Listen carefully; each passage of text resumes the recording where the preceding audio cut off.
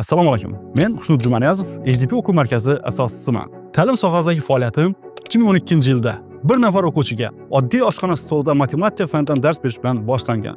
O'tgan 13 yil davomida oddiy bir talabaning qiziqishi sifatida boshlangan bu loyihamiz kun sayin rivojlanib, hozirgi kunga kelib Xorazmdagi eng katta o'quv markazi tarmog'iga aylandi. O'quv markazimizning Xorazm viloyati bo'ylab 6 ta filiali, 120 ga yaqin fidokor o'qituvchisi va 2000 ga yaqin o'quvchisi bor. O'tgan yillar davomida minglab bitiruvchilarimiz O'zbekistondagi eng nufuzli universitetlarga, jumladan diplomatiya, Westminster, moliya kabi universitetlarga grant asosida o'qishga kirishga muvaffaq bo'lishgan. Faoliyatimizni boshlagan dastlabki kunlardanoq biz uchun eng muhim mezon natija bo'lgan. Shu sababli o'quvchilarimizning oliy ta'limga kirish ko'rsatkichi yillar davomida 93% dan pastga tushmagan. Hatto ayrim yillarda bu ko'rsatkich 100% gacha yetib olgan. Yana bir muhim jihat shundaki, bitiruvchilarimiz orasida nafaqat O'zbekistondagi, balki xorijdagi top universitetlarga grant asosida o'qishga kirgan o'quvchilarimiz ham bor. Bu esa HDP o'quv markazining xalqaro miqyosidagi muvaffaqiyatini yana bir bor tasdiqlaydi. Bir qarashda barchasi yaxshi ketayotgandek edi.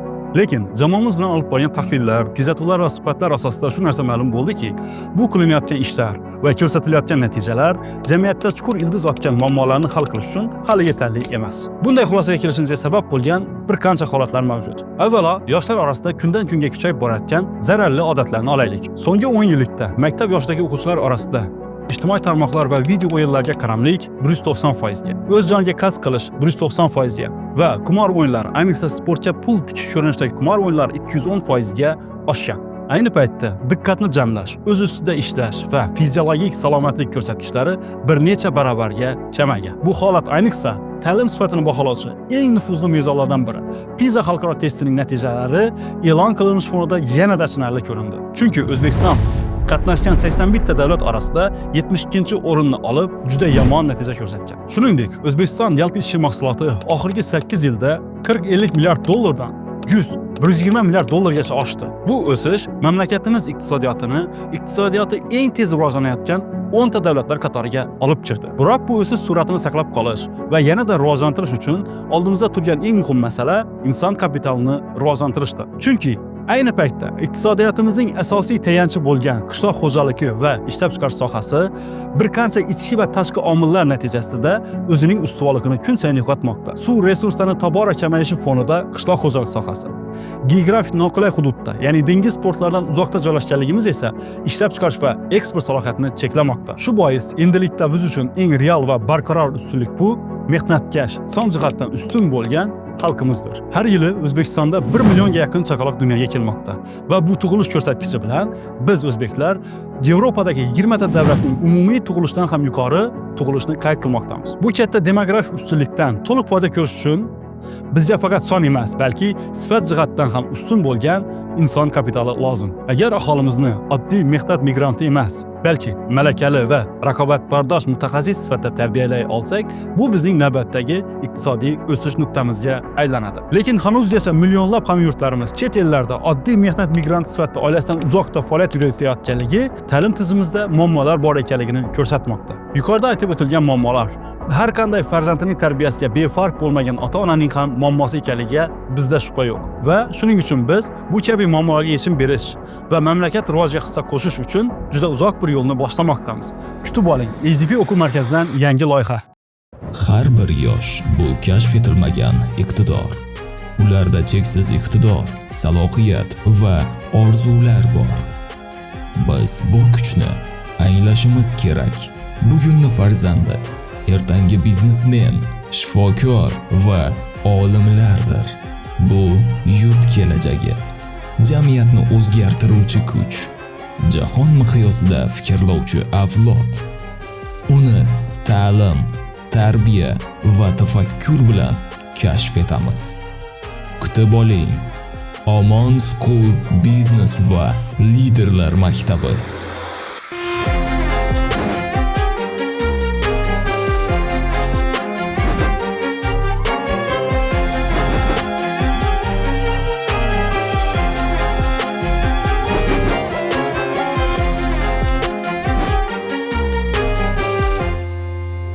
Omon School bu 1-sinfdan 11-sinfgacha o'quvchilarni qamrab oluvchi xususiy maktablar tarmog'idir. Bizning maqsadimiz maktabga faqat da'vat va forma uchun qatnaydigan, kelajakda o'z fikriga ega bo'lmagan oddiy bitiruvchilarni emas, balki mustaqil fikrlaydigan, dadil qarorlar qabul qila oladigan va boshqalarga yo'l ko'rsata oladigan kelajak liderlarni tarbiyalashdir. Amon School bu nafaqat bilim, balki qadriyatlar maktabi. Odamboy Yo'ldoshev, Omon School direktorlari kengashi a'zosi, Omon School direktori. Chunki aynan qadriyatlar insonning ichki yo'l ko'rsatuvchisidir. Bola hayotda to'g'rini noto'g'ridan ajratish, o'zim uchun yoki boshqalar uchun qarorlarni farqlashni aynan qadriyatlar asosida o'rganadi.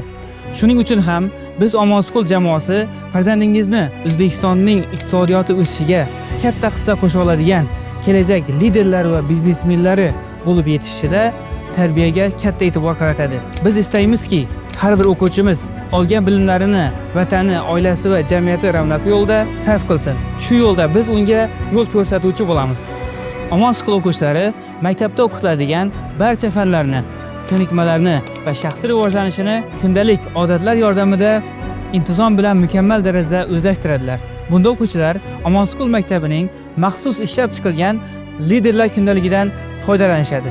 Liderlar kundaligi yordamida o'quvchilar har bir kunlarini rejalashtirishni, kunlik, oylik hamda yillik maqsadlar qo'yishni o'rganishadi. Liderlar kundaligida bajarilgan har bir vazifa uchun o'quvchilar ball yig'ib borishadi va ota-onalar farzandlarining to'plagan ballarini gamifikatsiya asosida yaratilgan maxsus ilova orqali telefonlarida onlayn tarzda kuzatib borishlari mumkin. Har oy oxirida sinfida eng ko'p ball to'plagan o'quvchilar maxsus sovg'alar va stipendiya bilan taqdirlanadilar. Bu tizimni yaratishdan eng asosiy maqsad o'quvchilar vaqtini qadrlashini, rejalashtirishni va o'z ustida ishlashlarini o'rganishidir. Biz o'quvchilarimizni oddiy, o'rtacha hayotga qanoat qiladigan, ishchilik fikrlaydigan shaxs bo'lishlarini istamaymiz. Jamshid Karimov, Omon School direktorlar kengashi a'zosi, Omon School biznes fakulteti rahbari. Ularni har taraflama rivojlanishi uchun to'liq xalqaro darajada ishlab chiqilgan 3S tizimini qo'llamoqchimiz. Ular Specials, Skills va Subjects. Ushbu tizim o'quvchilarning kompleks rivojlanishiga urg'u beradi. O'zlarimizdan AQSh va Yevropada olgan ta'limimizdan kelib chiqib shuni ayta olamizki, hayotdagi muvaffaqiyat qisman akademik rivojlanish, ya'ni bilimga bog'liq. Lekin analitik qobiliyat, kreativlik, jamoa bilan ishlash va qiyinchiliklarga chiday olish ancha muhim va ularning muhimligi hozirgi texnologik dunyoda oshib bormoqda. Xalqaro bo'lim Omon School bitiruvchilarini chet el universitetlariga topshirish uchun barcha kerakli yordamlarni beradi. AQSh, Germaniya, Koreya kabi davlatlardagi hozirda o'qiyotgan studentlar bilan shartnomalar tuzildi. Ular o'quvchilarimizni nafaqat shu universitetlarga topshirishga yordam berishadi, balki ular o'sha davlatga borganida moslashib ketishlariga ham mas'ul bo'lishadi. 7-sinfda o'quvchilarimiz o'zlarining qiziqishlari va kelajakdagi rejalarini tuzib olgan bo'lishadi. Ular shaxsiy rivojlanish fani, liderlar kundaligi va qiziqishlarini anglashga yordam beruvchi psixolog yordamida fakultet tanlashadi. 8-sinfdan boshlab 3 ta fakultet, biznes, tibbiyot va xalqaro huquq va tillar fakultetlari o'quvchilarni nafaqat xalqaro va O'zbekistondagi universitetlarga tayyorlaydi, balki ushbu yo'nalishda kerak bo'ladigan boshlang'ich bilim, ko'nikmalar va xarakterni shakllantirishga urg'u beradi. В Omon School более интенсивное изучение русского языка, чем в других школах. Marina Fedulova, Omon School rus tili o'qituvchisi. Это касается и классов с русским языком изучения, и узбекских классов. Благодаря этому наши ученики хорошо понимают русскую речь, читают и общаются на русском. Ребята с удовольствием изучают иностранные языки, так как знают, что это открывает большие возможности в будущем. Основная цель русской кафедры Omon School заключается не в только, чтобы дети общались на русском языке, но для того, чтобы они могли анализировать информацию на русском. Har bir filialimiz 350 o'quvchiga, jami 2 ta filialimiz esa 700 o'quvchiga mo'ljallangan bo'lib, keng, shinam o'quv-xonalari, ochiq va yopiq sport zallari, zamonaviy kutubxona va IT xonalari, laboratoriya va oshxonadan iborat. Ya'ni sifatli ta'lim olishlari uchun barcha sharoitlar mavjud. Shuningdek, ota-onalarga qulaylik tug'dirish maqsadida Urganch shahri uchun alohida va tumanlar uchun alohida maktab transporti bilan ta'minlaydi. Urganch filialimiz manzili Xonqa, Bog'ot va Xazariz tumanlaridan Urganch shahriga kirishdagi yo'l bo'yida joylashgan bo'lsa, Gullan filialimiz esa Gullan tumani hokimligi ro'parasida joylashgan.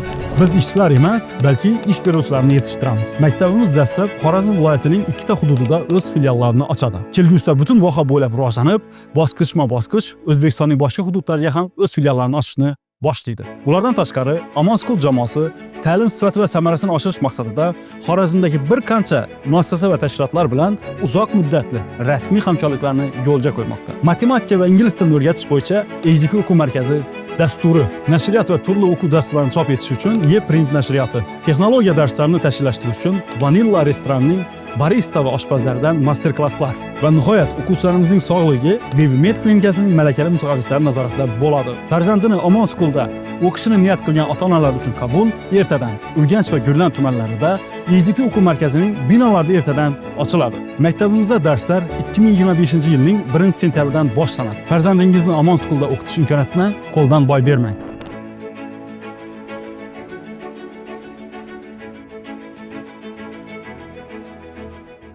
Videoni oxirigacha ko'rgan ekansiz. Keling sizni yana bir yangilik bilan tanishtira o'tsam. Omon School xususiy maktabiga 2025-yil sentyabr oyidan qabul qilinishi mumkin bo'lgan birinchi sinflarni HDP o'quv markazi bilan birgalikda mutlaqo bepul Nolovoy kurslarida o'qitamiz. Bu nima uchun kerak deysizmi? O'quvchilarni ta'lim muhiti bilan moslashtirish, asosiy belgi va darslar bilan tanishtirib borish va ta'lim atmosferasini yaqindan o'rgatish uchun. Agar siz ham Omon School xususiy maktabini tanlagan bo'lsangiz, biz bundan mamnunmiz va siz to'g'ri ta'lim maskanini tanlaganingizni ishonch bilan ayta olamiz. E'tiboringiz uchun tashakkur.